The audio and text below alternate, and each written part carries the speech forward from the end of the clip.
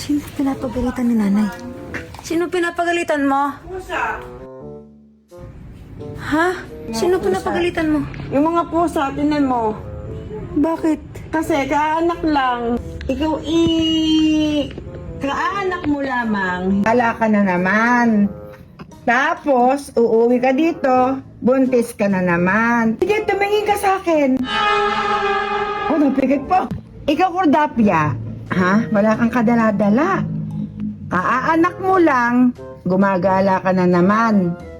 Tapos, pumikit ka pa, pakit ka pa dyan. Pag uwi mo dito, buntis ka na naman.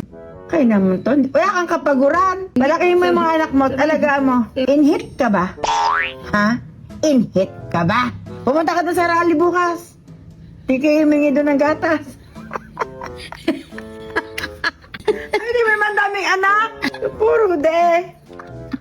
Ang galing humaroy. Ang galing humaroy. Pag ikaw nabuntis na naman, day pang pokpok na. Ano? Pokpok na pusa.